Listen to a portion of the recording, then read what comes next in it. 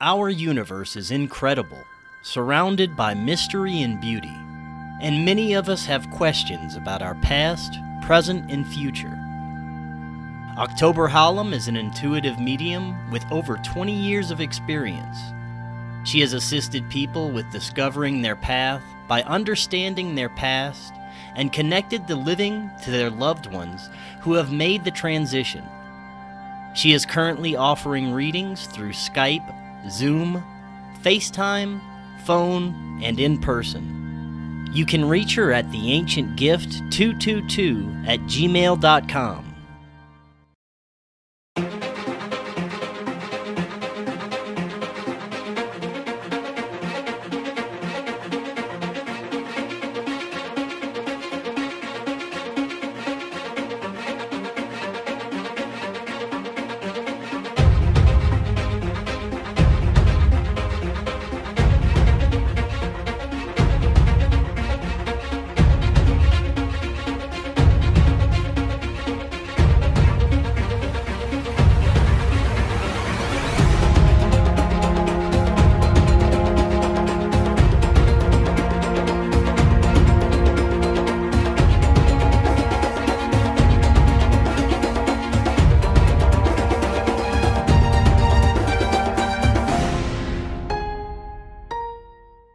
Welcome back to Forbidden Knowledge News. I'm your host, Chris Matthew. Today my guest is Lachlan Dunn. Before I bring him on, just a couple of announcements.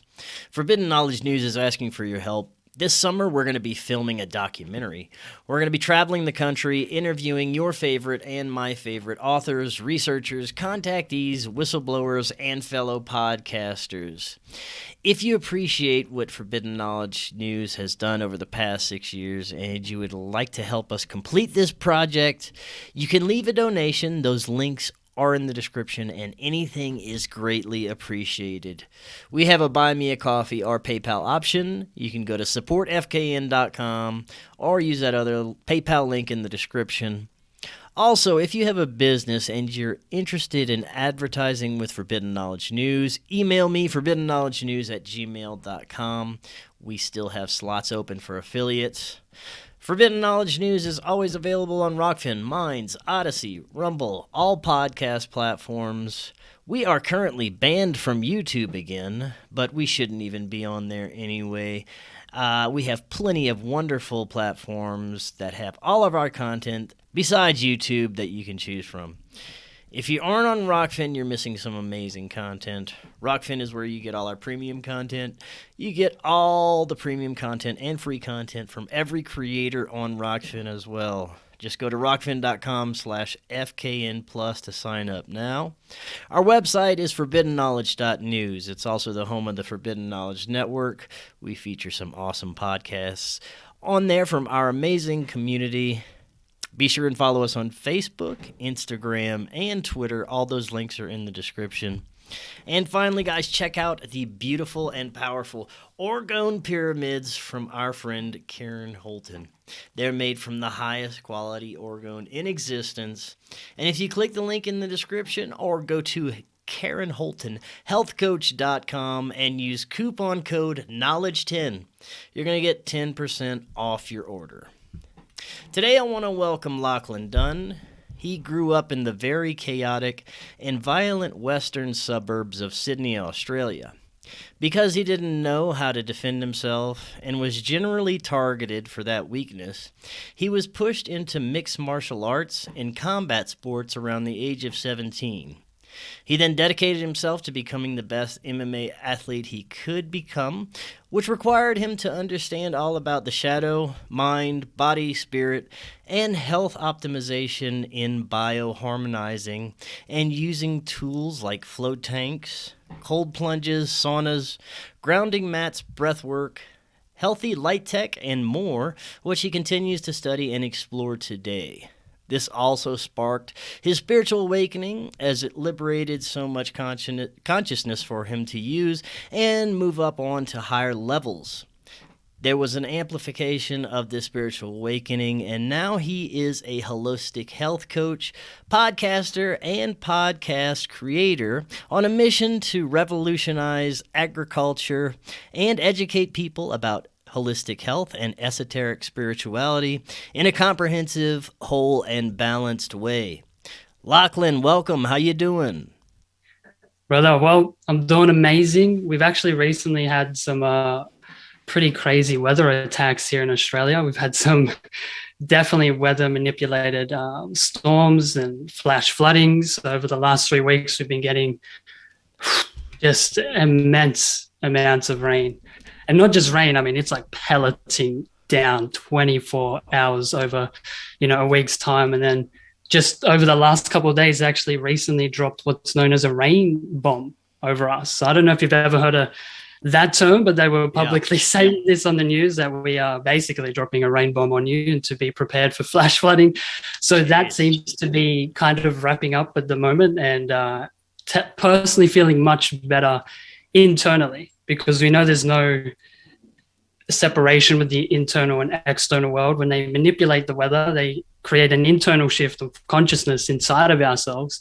So that's something that's been interesting to navigate. But just coming out of this kind of gross, dark storm that they've brought our way, and but feeling amazing, man. Good to be here. Wow, man. I'm glad you got through that. We're definitely going to have to talk a little bit about that and what's going on in Australia in general. I'm always interested to find out what kind of new draconian measures they're trying to put forward there. But I do want to get into your story tonight. Your story is another great example of, I think, the hero's journey, spiritual awakening, and all of the incredible things that we can manifest whenever we really embrace our calling and creative path. And now you're actually able to assist others in finding their path through holistic health and spiritual practices, which is awesome.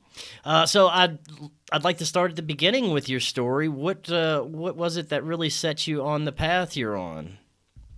Yeah, well, first I'd like to just let the people know, to give this some context, that I am only 22 years young, so I still got so much to learn, so much more to grow through and to evolve into as well. But this journey that I've been on, it has been dense with life experience. I mean, I grew up in the western suburbs of Sydney, Australia, in a place known as Wilmots. There's actually videos you can find on YouTube under Struggle Street that will kind of just highlight just the state of this environment. We're talking government homes, low income, drug infested, out of control, broken families, gangs, and everything. And I happen to be right in the center of that whole place. I was surrounded by the drug dealers. My father and parents were just friendly and engaging, not the drug dealers, not that they were drug addicts at all, but it was just a real normal thing, to the point where I was over in the houses and I was out roaming the streets on my own, going into all sorts of places and seeing all sorts of things. But the kind of context of the environment was high stress, high tense, violent, and always on edge, always needing to be alert in case of anything happening, being stabbed, just being hit by looking at someone the wrong way. All sorts of different things could have happened. Similar was happening inside of the home too. It wasn't the most harmonious, loving, caring journey with the relationship that I had, especially with my mum, which is who I grew up in the world with primarily. And I think this is important to point out, and I'll get round to kind of how all this stress and tense built up and was the catalyst for me to actually get into mixed martial arts, which ultimately, changes my whole entire life. But I think people can relate to this. And I always find it so interesting when I started to unpack my own story and my own journey, and actually really look at what actually took place and what actually happened through the development of my childhood. And this is going to sound deep, but I think it's incredibly honest and incredibly true. And I'm putting no blame on any parents or anyone in the world. It just seems to be part of our conditioning, or just a part of the fact that we are psychologically upset, which is something that I think would be interesting to talk about. But it was that we have been unloved to death, right? Instead of being unconditionally loved as children, which from my research is literally all we expect as children. Our innate nature is to expect to receive unconditional love and to then also give unconditional love. That's how we are wired. We've replaced that in the modern world with discipline, with conditional love. I'll love you if, I'll love you but, I'll love you when. You know, my mom, and this is part of the shadow stuff that I get into, and I love my mom, but like it just highlights so much of just how honest humans can really be when we actually look at it. She would make jokes that if we were ugly, she'd put a paper bag over our heads when she took us out.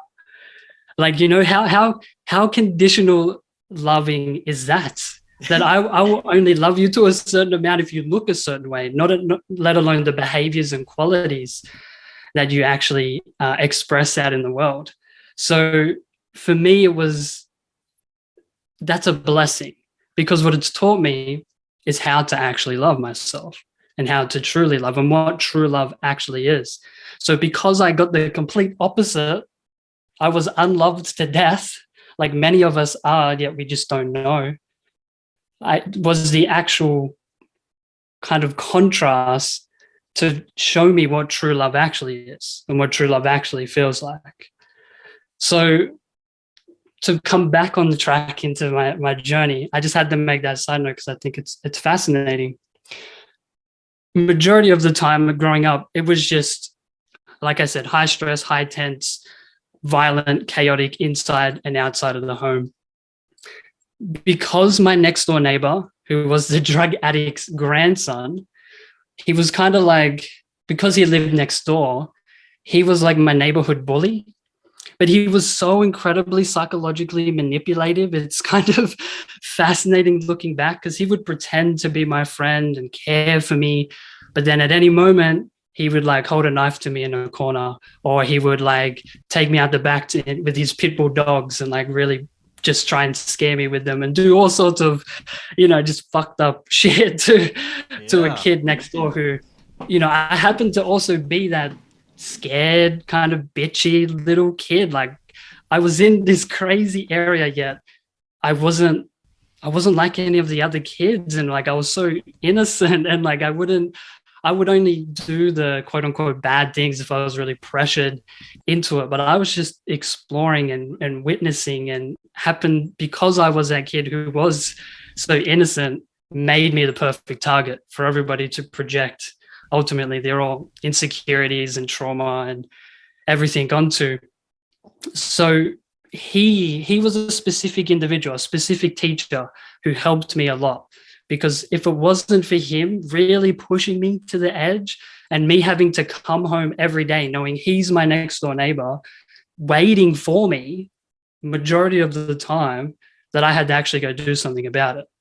So I spontaneously started watching UFC DVDs, you know, top 20 knockouts, Anderson Silva, John Jones, Rampage Jackson, Dominic Cruz, TJ Dillashaw, that whole era. I love it. And I'm still deep into mixed martial arts, but I was devouring these kinds of videos and just getting deep into it. Ended up buying like a boxing bag and teaching myself how to, you know, basically engage in combat sports and defend myself. But then I think it was an outlet, right? It became a pathway for me to channel energy through. I had so much built up rage, and I was a volcano ready to just explode. I had so much built up into me. So this was a fantastic outlet to begin letting it out, which is why I got so deep into it, ended up getting into a mixed martial arts gym, and just diving deep into that, getting into mixed martial arts. It kind of became a pseudo passion in a way, because it was ultimately, when I reflect on it, it was always simply an outlet for me to let all that rage out. It was really just a channel for me to take all that material and express it through combat sports. But I put a twist on it at the time that this is what I wanted to do forever. I wanted to be the best athlete. I wanted to be the best fighter in the world, which did help me because it led me into health optimization and needing to understand hydration and mitochondrial function and circadian rhythms and breathing mechanics and biomechanics and how to sleep optimally and et cetera, et cetera, and et cetera. And so when I got into health, this is what really created my spiritual awakening. I describe it simply like this. We are almost like radios. You know, we're always putting out signals, we're always receiving signals, and we're always getting messages from our higher self, you know, through those channels. But when we're unhealthy, we have a lot of static, right? So we cannot properly tune in and we cannot hear those messages. We cannot connect, we cannot plug into our higher selves. So as I began to eat quality food, breathe correctly, mitigate EMFs, get high quality sleep, watch the sunrise, you know, make sure my light hygiene was on point, that I actually began to tune into my higher self and actually hear all those messages and intuitive signs coming through. And so, yeah, that kind of gets into a whole nother thing, but I'll pause there if you have any comments or questions. Oh, right on. I consider you to be extremely, well, I guess lucky isn't the word, but you're at a great advantage being the age you are and having discovered some of the things and intuitive truths about our existence at the age you are. I wish I would have known some of the things that you know at that age. It's quite incredible. Now, as far as the way that our history works and our reality and politics and economics and education and everything that we've learned recently has been a deception most of our lives. When did you start discovering those types of things? Directly through health, because I think as health was the catalyst for me to be seeing through my spiritual eye. I say it's an eye because it's a single eye of unity. It doesn't perceive polarity, it perceives truth, clear truth. You know, if you really wire those neural networks as well. But yeah, it was really through health, understanding that the pharmaceutical industry is full of shit, and that, you know, it's just disease maintenance. And I was directly perceiving this with all of my family members, especially my grandmother, who's like my favorite person in the world, of course, but who is going down the complete opposite direction in just drowning in medication and is completely blind to it. The fact that every time she goes to the doctor, she gets sicker, but is telling herself that it's good for her, yet keeps going back and seeing no results and is only declining in health. I mean, to me, that's crazy. And then the fact that they're also indoctrinated to not even be able to get outside of that paradigm. When you have a grandson who's into holistic health, who's telling you the clear facts of how to heal yourself, and just that, you know, eating some real food will help, something as simple as that, you know, they're still not able to make the change. And that's been a great realization for me too, especially during this time, is to not necessarily, it's not my job to try and wake people up. I can share my information and my education, but it's that whole, you can only lead a horse to water, you can't make it drink. And I think we're at a point where we've also going to have to accept that just certain people that are too far gone already, and that trying to wake them up and shake them is just not a work. They're hypnotized to the absolute fullest. Yeah. So it was through health, understanding the pharmaceutical industry, understanding the modern health paradigm, and then, beginning to read books and get into holistic health, you know, that being just basically completely alternative, just led me to see that, pretty much everything we've been taught is a lie. And the more that I learn, the more that I'm like, what I've been taught is just completely wrong. Like all of it, like so much of it. It's crazy. And it's so true. On my own journey, I didn't actually experience the spiritual experiences I had, the profound contact experience I had, until I started taking care of my body and my health and getting off of the pharmaceuticals I was on for, you know, I was on things to help me sleep and this and that. And it wasn't until I completely got off of everything and started eating better and taking care of myself that I actually had, you know, my first contact spiritual experience, and it just all kind of blew open from there. It shows you the profound connections that our our health and bodies have to the other realms that exist and the true nature of our reality. Yeah. Let's actually unpack what health is for a second here, because many of us speak of it, but I never hear people actually share their understanding of what health actually means. Like what is health? And I could share literally like 7 different perspectives with you, but there are 2 primary ones in which that I really love. The first one is that health is to a human being what soil is to a plant. In that, our health and the plant, or our life and the plant, is directly plugged into. It's dependent upon. It's built upon. It's connected to our health. Just as the plant is dependent upon and directly dictated by the quality of the health of the soil. So it's literally, for me, the foundation on which we build the rest of our life upon. So if we have poor quality health, you can expect to have poor quality of life in every single domain of your life.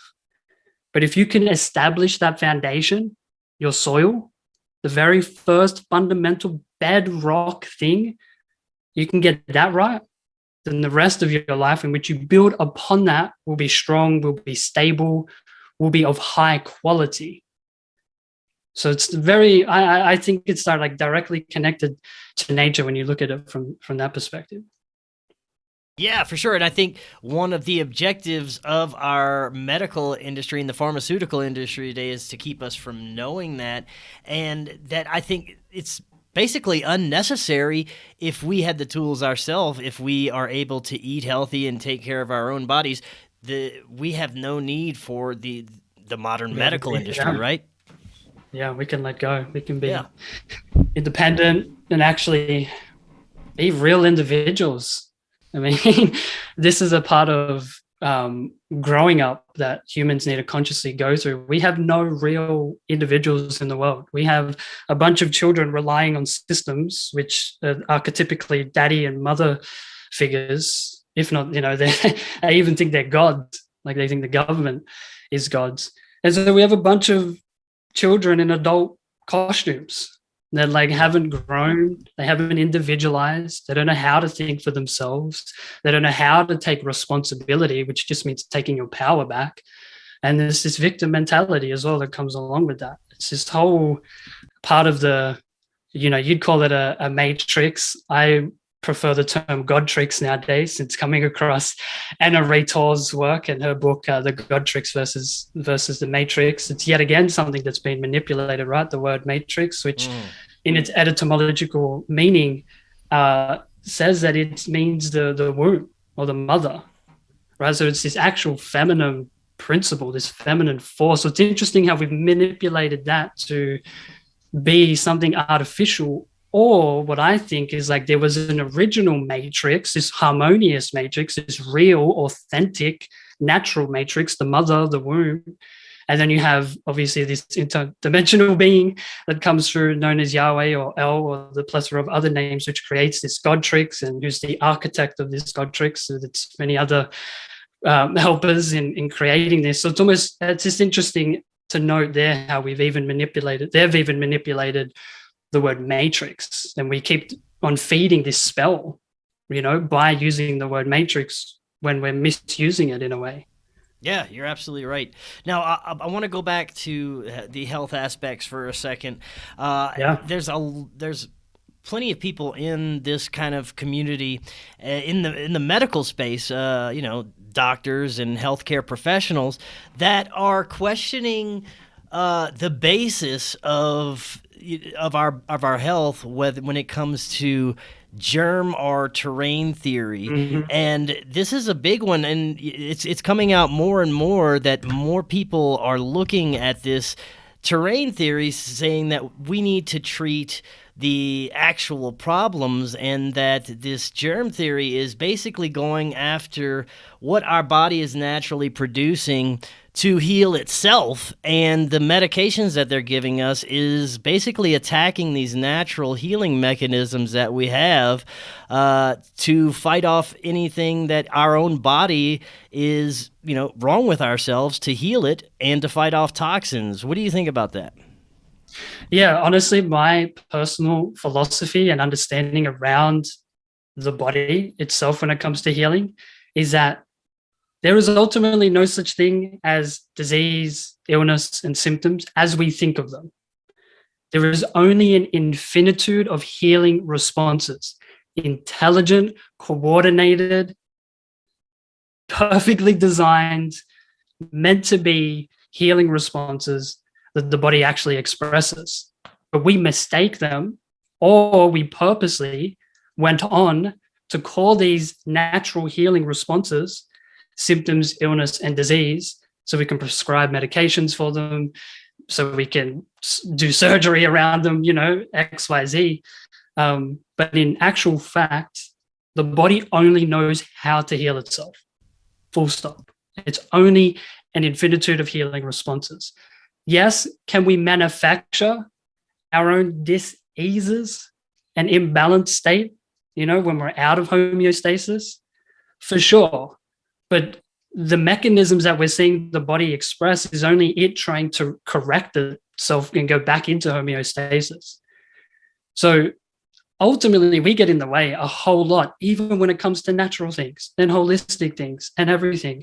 Herbs and like the essential oil space and the herbal space can really become very much similar to the pharmaceutical space, where it's just take this herb and just take this essential oil and just do, take this supplement and that supplement. And it's like, they're not treating the actual root cause of why they're coming in. They're simply just saying, take this natural substance. But I think it's important for people to know that your body's not stupid. It's not dumb. It's incredibly intelligent. It knows exactly what it's doing. And it's optimal for you to work with it, not against it. Swim with the stream, not up against the stream. And understand what the body's trying to communicate to you. Because it's always giving you messages through these, what we call symptoms, illness, and disease, what I call healing responses. So I hope that kind of answers. Yeah, it does. And that, you mentioned that you could be the same way with herbs. And I agree to a certain extent, but I also think that everything that's natural on this planet, the sunlight, the food, the plant medicines, things that are natural that we use and consume are put here for a reason to help us and to help our health and anything that we have. But you're 100% right that our body has the ability to heal everything, and that's what its job is. And we've been hindering our own bodies for hundreds of years. Yeah, we've been sold this paradigm that is completely false. It's a mistaken look at the body altogether. The fact that we have a whole thing that's around diseases and symptoms and illness, like, if we look at them as intelligent responses, we're going to get so much further. Like, it's silly. It's really stupid, honestly. Yeah. Now, in your talking points, I see that you have psychedelics here, which is another one of my favorite topics. What have you had? What are your insights and experiences into psychedelics, and when it comes to the benefits for us? Yeah, for sure. So this would have been from 18 years to 20 years. I went on quite the exploration.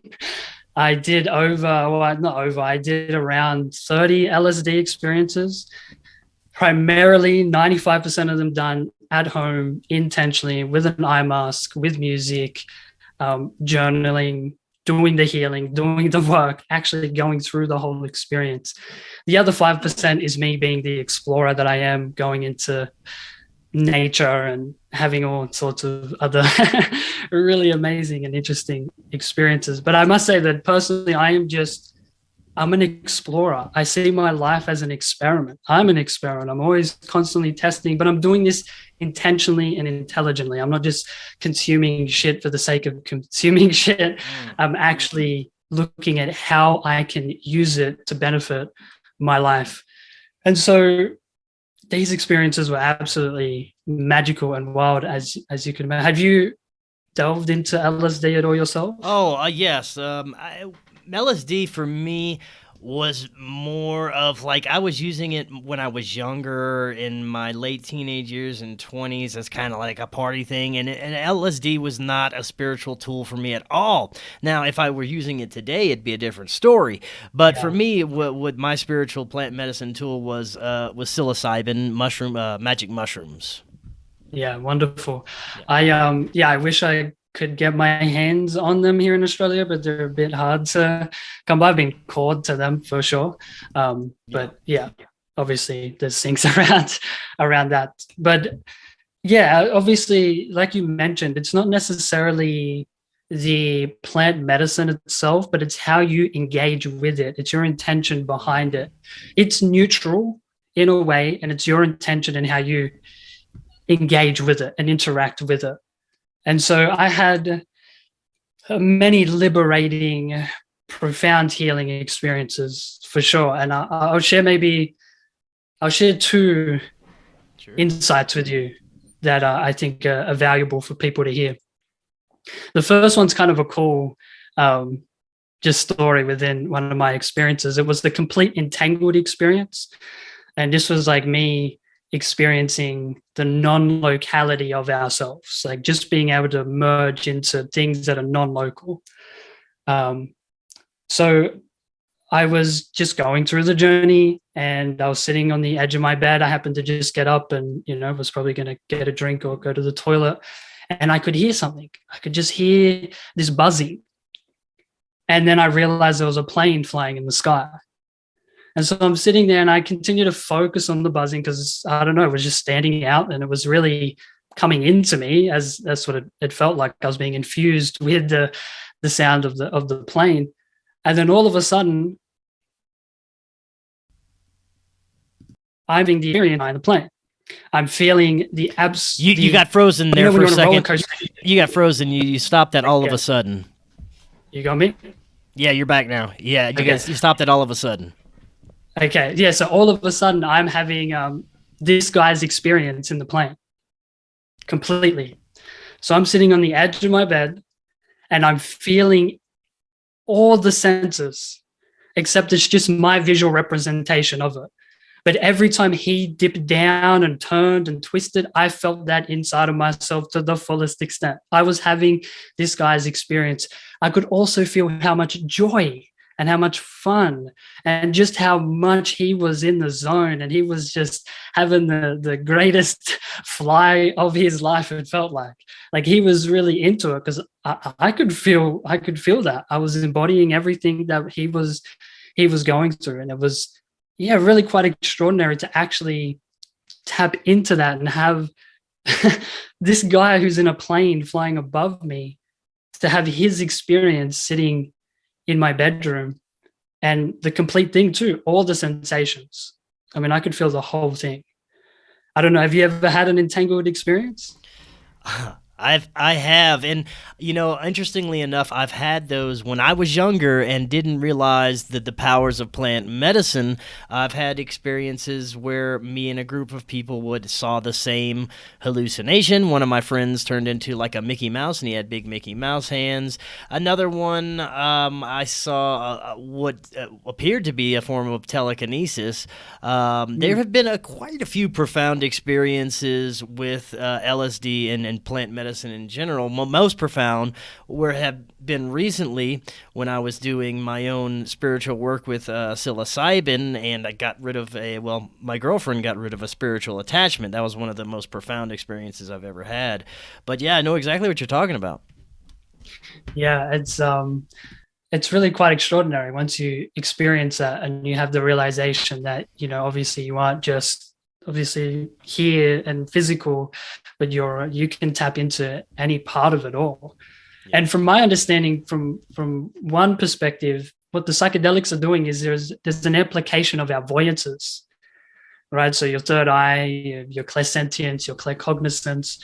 And so with an application of these, that's why you see the plants breathing and you see things kind of as they truly are underneath. Mm-hmm. Right. I also know with LSD, the kind of neurological side of it is there's different parts of the brain that are activated and communicating with each other that have never communicated before. Whereas with psilocybin, there's actually a suppression of brain regions. Right. LSD, there's an activation of different regions. So you have different parts of cortexes communicating with parts that never even interacted with before. And so you do that over time, you actually begin to, neurons that fire together, wire together, practice makes perfect. You do enough psychedelics, you begin to wire these perspectives into your mind. Now, for me, the LSD experience was kind of it wasn't a spiritual experience. It was introspective in a way, but it was more of a intellectual, introspective type of thing. As far as the mushrooms went, it was completely like spiritual connection to everything, connection to nature, connection to God.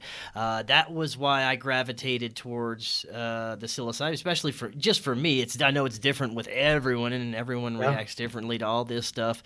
But what's also fascinating is how every experience individual to itself is completely different, and the end learning goal, or whatever you've learned by the end of this experience, is completely different each time. And whatever you want to go into an experience, if you have a certain specific idea, that's probably not going to happen. What is going to happen is what you need to work on, and what the plant medicine will pull up from your innermost subconscious that it needs to be worked on most, and that you were probably dreading working on the most. At least it was like that for me. Yeah, no, it's always like that. I mean, I was having these really interesting, the only way to describe it is like inner 5D movies that was a combination of my thoughts, my history, all the significant memories, current things I'm going through. Like, it was a combination of everything that contained my inner world combined into this like incredibly healing movie that you viscerally felt like your whole body was in the experience. Like, it was almost like your whole body was the movie screen itself, all the way down to your pinky toes and nails. Like, every goddamn little cell was a part of that thing. And obviously you, as the observer of that movie, you can actually begin to dive into things and unpack them, and balance your perception around specific events that have happened that you perceive as imbalanced and everything. But you mentioned, as it will always give you what you kind of need if you're open to it and you don't reject it. One of the most profound experiences that I had was, and I knew this already, but it was just the visceral experience of it. And I can only explain like the contents around it. To try and explain what I actually experienced would be impossible. But it was being educated by my soul on how we're kind of like simultaneously inside the game and outside the game. And it talks to like the observer effect, and how there seems to be, like I said, we're outside of the game where there is no space and no time. We're in a higher dimension. We're somewhere outside of this realm. We're observing this experience, and this experience is just the contents of consciousness, from the body, the thoughts, the emotions, the memories, the identities.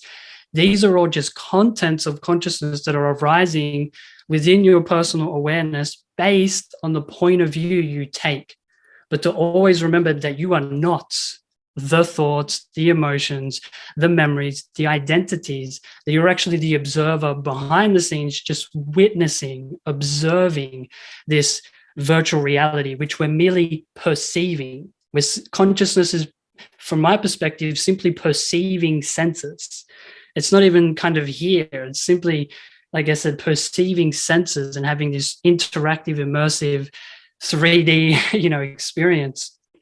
But to not mistake our identity, because we begin to suffer when we attach to the thoughts, the emotions, the identities, all these contents.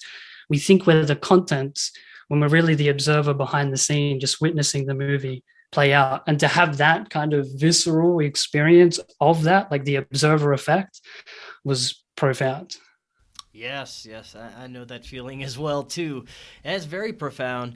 Now, earlier you mentioned shadow work. I want to get into this and the importance of this, and I want to maybe establish a little bit understanding of what shadow work is and what it may mean for each individual person, because one of the first things that whenever I had my contact experience with what I now understand as my spirit guides, one of the first thing I was instructed to work on was to childhood traumas and things that are preventing me from moving forward.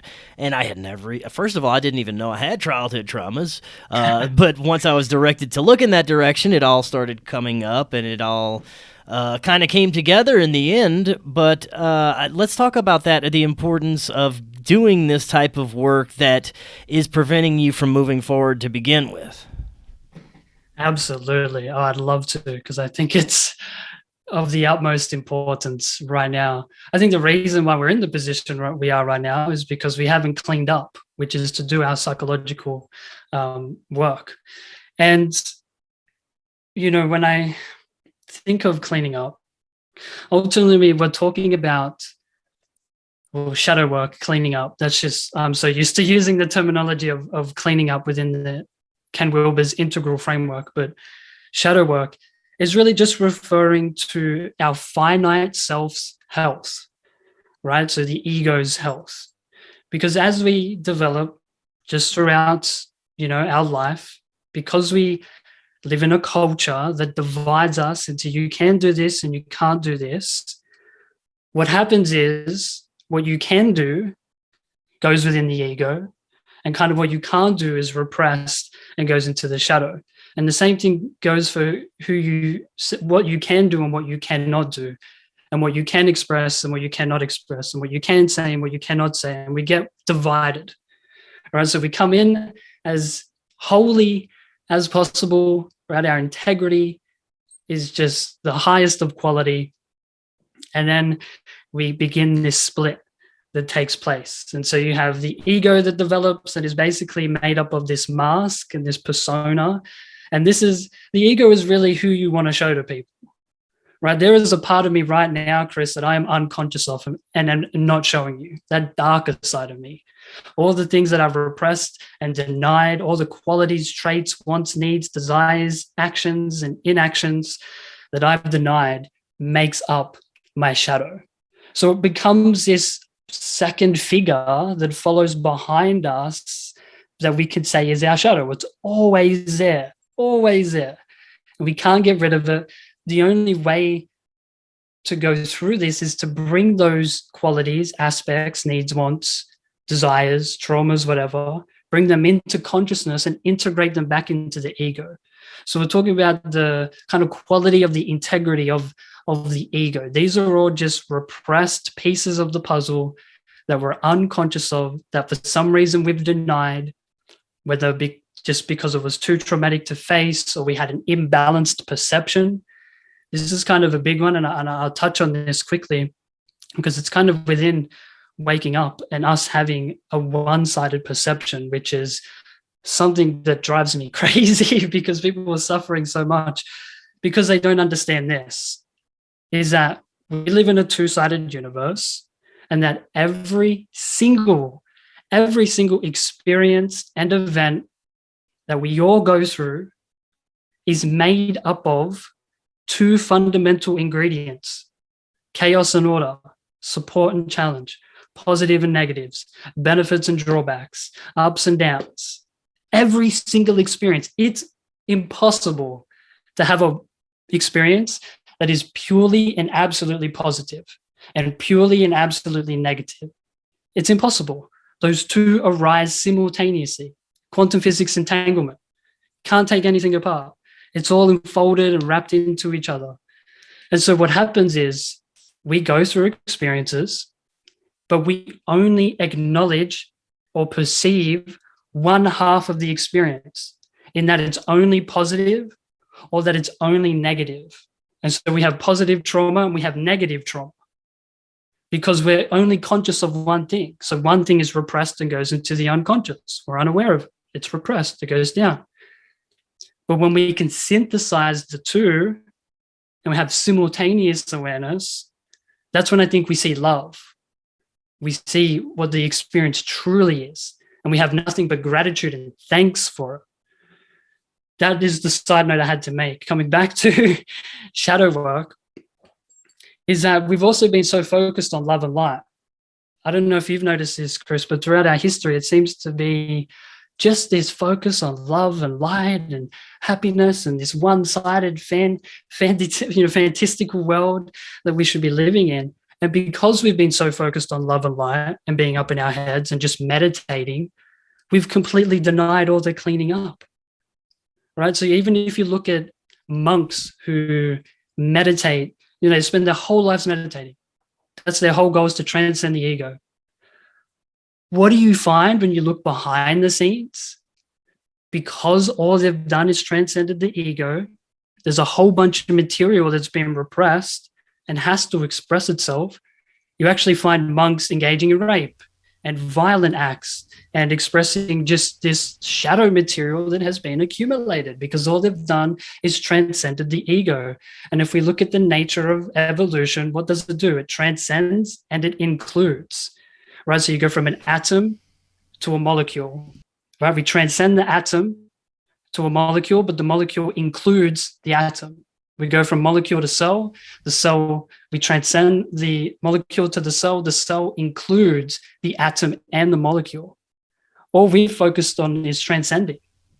So we actually need to focus on this darker side of ourselves. And dark doesn't mean bad. It doesn't always mean bad. It primarily is, in this case, with the amount that we've repressed. We have a very monstrous shadow, in my opinion. We only have to look at the world, since it's a reflection of our unconscious, how horrific it is, and that we need to do our cleaning up.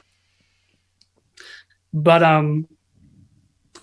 just where was I, Chris? I lost my train of thought. Sorry. Oh, no, that's okay. We were talking about shadow work.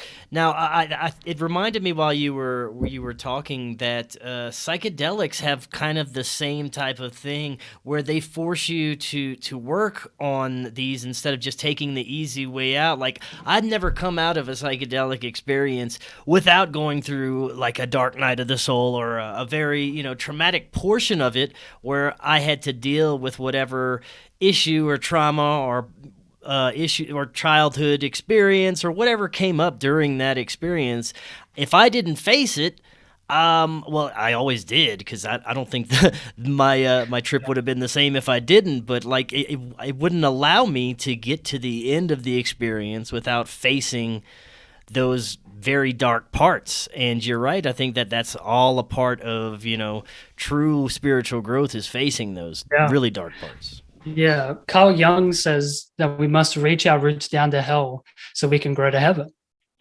So we must reach our consciousness down into the darker parts of ourselves, liberate consciousness. That's ultimately what we're doing when we're doing our shadow work, is we're liberating tied up consciousness. The reason we're stuck, like you kind of said, is because we have, I love Ken Wilber's analogy of this. He says, let's say to get to the next level of consciousness or spiritual growth, let's say you need 60 pesos of consciousness. You've only got 20, but you have 40 wrapped up in your shadow.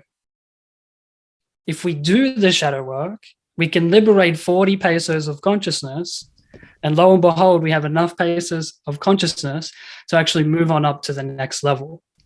So this is why it's important. And what we're getting to is just being whole individuals. We're just integrating fragmented parts of ourselves. We're integrating the things that we say we are not, right? Which, if we go to the deepest part of this, is the evilness in the world right now. Many of us don't want to admit that we have the capacity and capabilities to express the same and equal amount of evil that's out in the world right now. We have that creative potential, but we deny that. So what happens? Because you cannot deny these things completely, it's impossible to deny qualities, aspects, and traits of yourself. As I've mentioned, they go into the unconscious, which is like the ocean, and these contents that we're repressing are like inflatable volleyballs, right? You cannot push them down. You can try, but you're going to spend all goddamn day wasting your energy trying to push these contents down. Ultimately, when we leave them to hang around in that ocean for long enough, they express themselves. They actually are projected into third person out there in the environment. So now we take a look at our collective unconscious, all the traits, qualities, needs, desires, all of it that we've denied is manifested out into the world in 3D.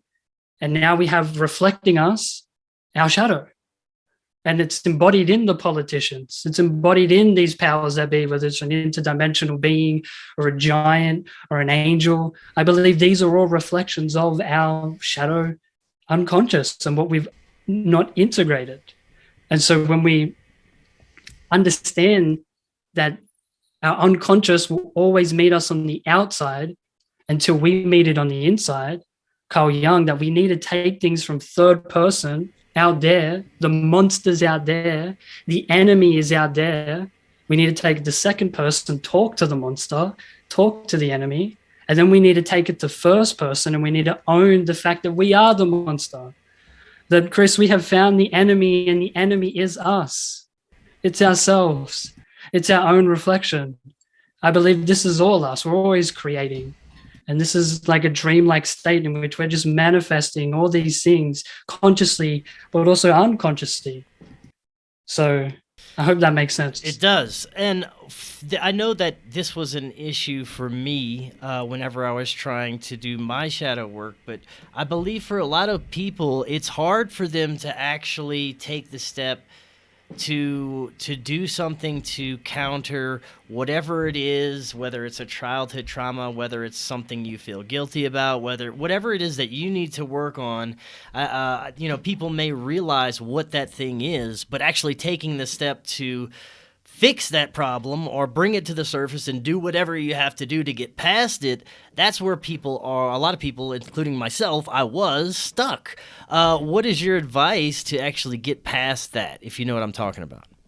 Yeah, well, paradoxically, I think it's the shadow that's literally getting in the way of itself and not doing its own work, right? It so doesn't want to be liberated around, because then it's its own entity at this point, that it is similar to the ego, and by nature it fears death, and these fragmented parts we're taking, reintegrating into the ego is another form of kind of dying in and of its egregore self, right? Because it ain't really real either.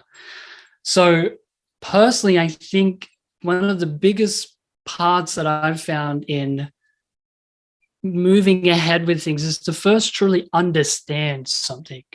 I think people need to actually understand what the shadow is before they try just jumping into shadow work, because there's so many aspects of it, and I'm learning more and more aspects. You have the Messiah shadow, the perverted shadow, the narcissist shadow. You have like so many different aspects of the shadow that I think it's important to actually get an understanding, a real look of what it actually is, so you can properly work with it.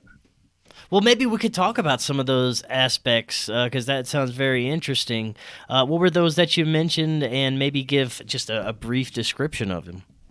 Yeah, so I will try. It's something that I've recently been, literally, like only the last few days, actually been diving into, because I've been doing my shadow work for a while now, but there's always levels. Same with the growth, like there's just always levels.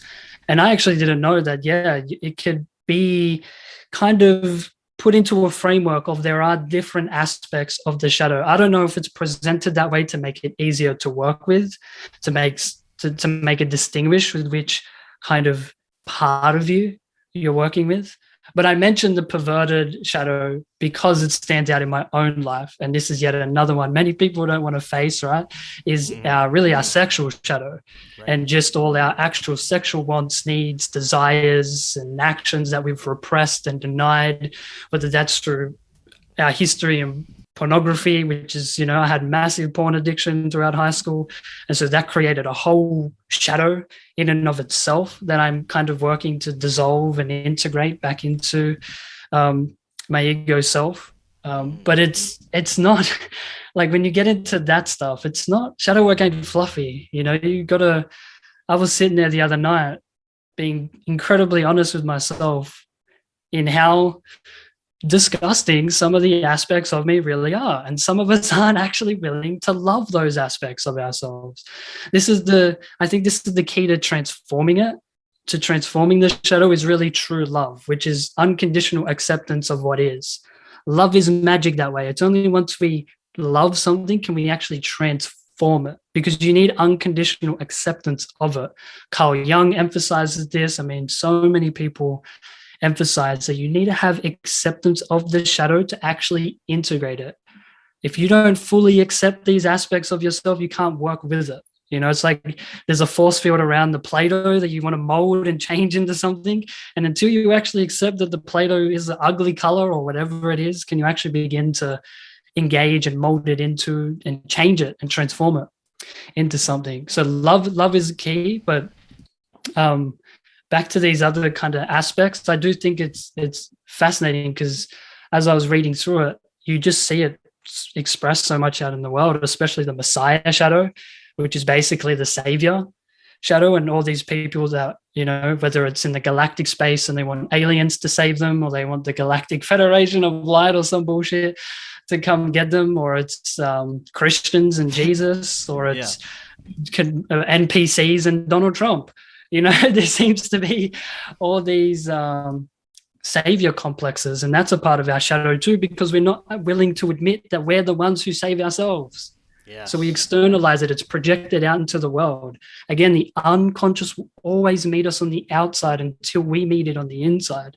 It's always a massive reflection. So if you're looking to be saved, you need to own the fact that you save yourself.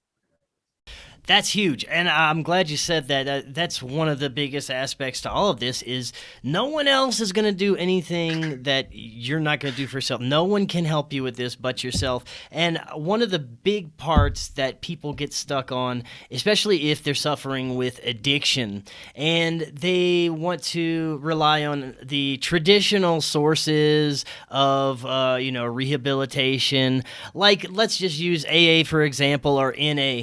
I have big problems with these organizations because they have terms like keep coming back, you're going to be an addict for life, you're once an addict, always an addict, you're an alcoholic for life. You can't. It's like they want to entrap you in this mentality so you keep coming back, so you're basically always an addict or an alcoholic.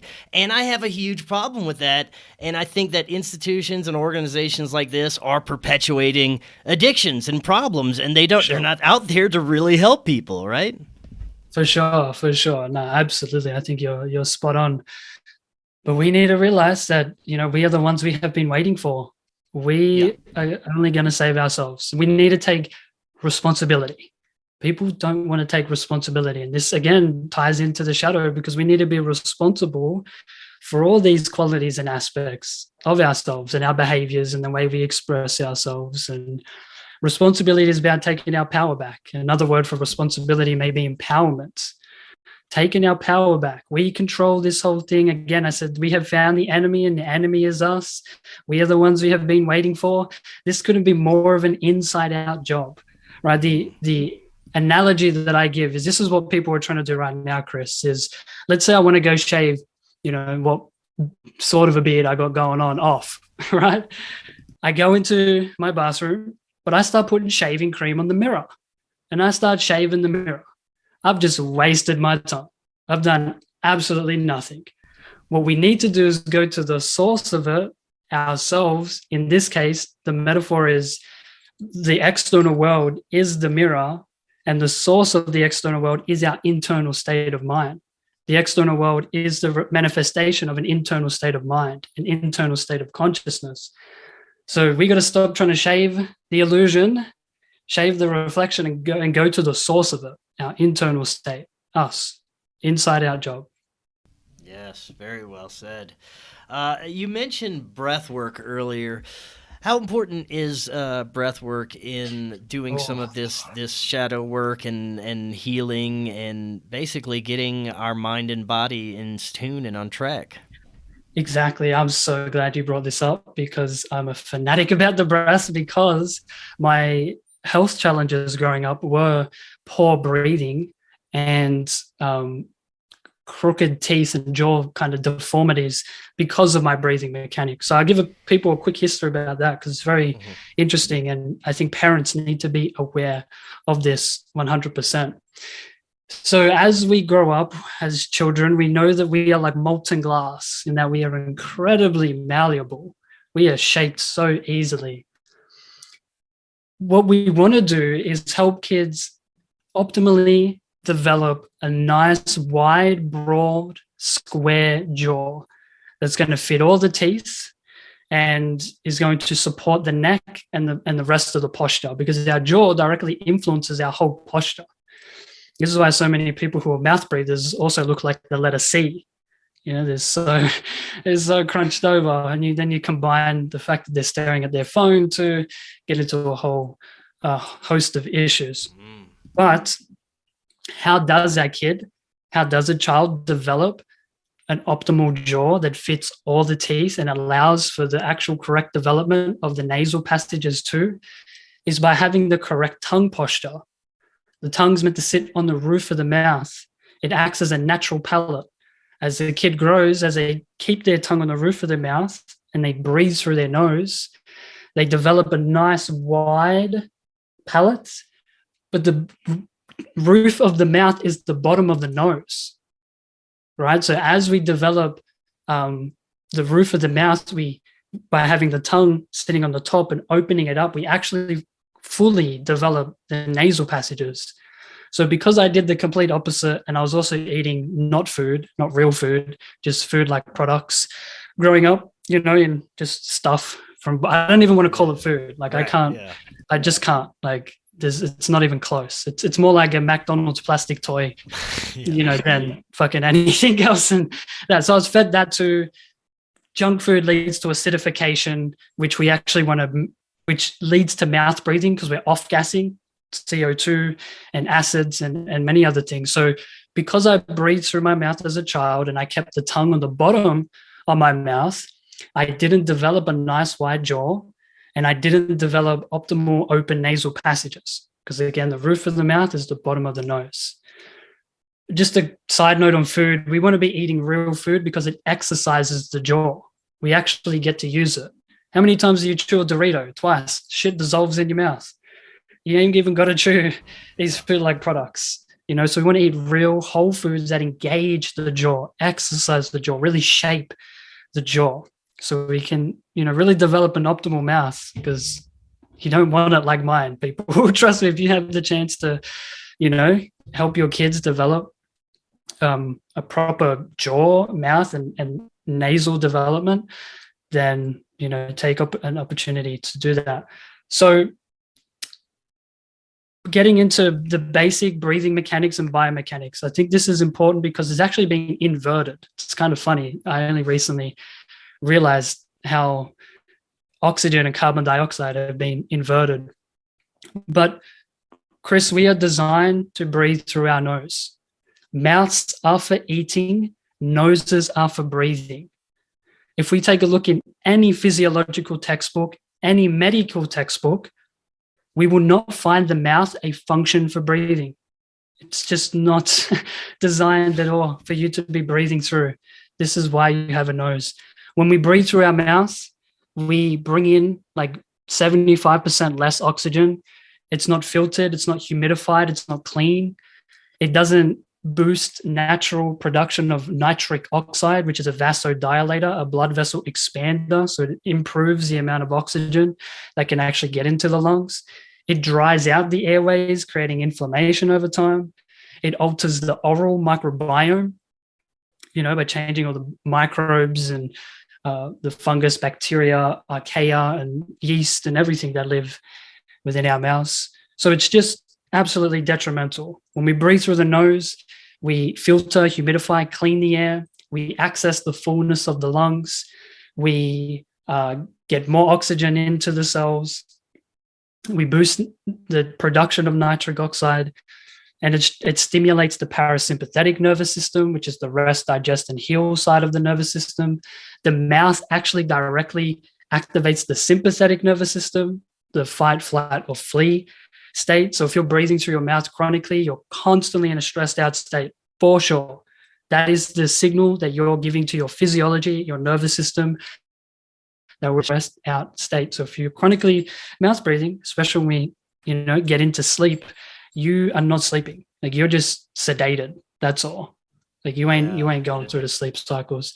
So if I can just quickly touch on the biomechanics, now that we've established that breathing through our nose, and let me quickly wrap that up. Sorry.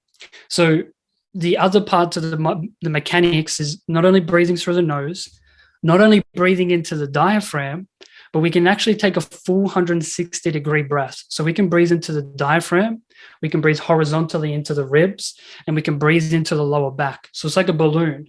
When you blow up a balloon, it doesn't blow up only one-sided. It blows up in a full 360-degree spectrum. That's what it should be like with our torso. So when we breathe through our nose, we should be activating the fullness of the lungs and having this full expansion of the torso. I wanted to mention that because people always just diaphragmatic breathe, and people are still they're missing out on accessing the fullness of their respiratory potential. And so we can round that out with a full 360-degree breath. So quickly on the biomechanics. Yeah.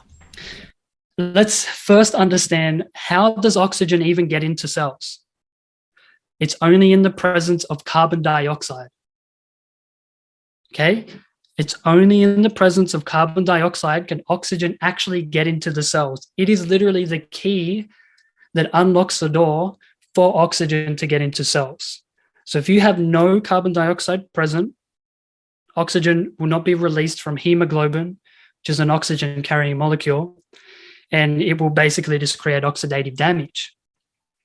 So when you really understand that statement, what I'm implying is that carbon dioxide is in fact more important than oxygen. Because if we don't have carbon dioxide there, oxygen is not released. It's not actually getting into the cells. So we've been taught in our culture to take big, deep breaths to get oxygenated. The more inhalations, the more inspirations, the better. False. The more oxygen you get into the body is nothing without an emphasis on the exhale, which is when carbon dioxide is then present on the exhale, that we can actually get it into the cells. So if you want to be oxygenated, you actually want to focus on carbon dioxide and not necessarily oxygen. It's equally as important, but when it comes to actually being oxygenated, it's one thing to breathe oxygen in and take lots of big, deep breaths, but you need to match that with longer exhalations, exhale retentions. That pause allows us to accumulate carbon dioxide, so the amount of oxygen we've inhaled can actually go into the cells. Otherwise, it's useless, and you're actually just creating oxidative damage, and you're just doing damage to your body. So it's just interesting how we've completely even inverted our breathing. We focus on oxygen, we focus on more inhalations, when the key is ultimately less breathing, minimal breaths, and focusing on the exhale and carbon dioxide retention. Yeah, and it's actually a more natural way of breathing anyway. We've inverted and perverted even the most basic of human life actions, Yes. Yeah, the most basic biological function has been twisted. Yeah. But on a deep level, breath also means spirit. In every other tradition and culture, if you look, breath and spiritus are the synonyms for each other. So from a spiritual perspective, to be breathing correctly and be connected to the breath is to somewhat build an energetic bridge to spirit, to fill your vessel up with spirit, to simply be connected to life. I say we are disconnected from life because we are mouth breathers. We can't connect to each other because we are mouth breathers, because that's literally like just shutting off the connection to spirit when you breathe through your mouth, because it's not how you're designed to breathe. It's just not. So we're literally disconnected from all aspects of life because of something as simple as our breathing mechanics and biomechanics. Man, that's great. This has been a fascinating discussion. Lachlan, we could talk for hours. I definitely want to have you back on. We've barely scratched the surface of some of this stuff. Before you head out, you've got some podcasts. Tell the audience about what you're talking about on those. For sure. And first of all, thank you so much, Chris, for the invite. Like I mentioned to you pre-podcast, I'm a fan of the show. So always tuning in and listening and learning tons and tons. So just a whole lot of love, appreciation, and reverence for you, brother. Oh, thank you so much. People can find my podcasts pretty much everywhere, but the names of them are Transcendent Explorations with myself. That's kind of my solo one. Health and Wellness and Shit with Jalen Ivory, a very informal, informative podcast. I mean, we keep it 100% real when it comes to health. We're always breaking down the myths and lies and, pseudo ideas that are put out into the health space and giving people real, authentic, good quality, practical education. And Heart of the Matrix podcast as well. We're currently revamping that, updating that. It's going to be more of a paranormal radio show. So looking forward to updating that. And then coming soon, late April, will be Spiritful Explorations with Kat O'Brien. So yeah, people can check them out if they're interested. Man, it's like me with all the podcasts you got going on. I know, brother. Yeah, man, it's keeping busy. We obviously love it, right? For sure, yeah, it's definitely a passion. And Lachlan, that was awesome. We're definitely going to have to go deeper into some of these topics, so I'll definitely have you back on in the future. Hey, thank you. I look forward to it, brother. Thank you. Right on. All right, well, till next time, everyone, have an excellent evening. We'll be talking again tomorrow.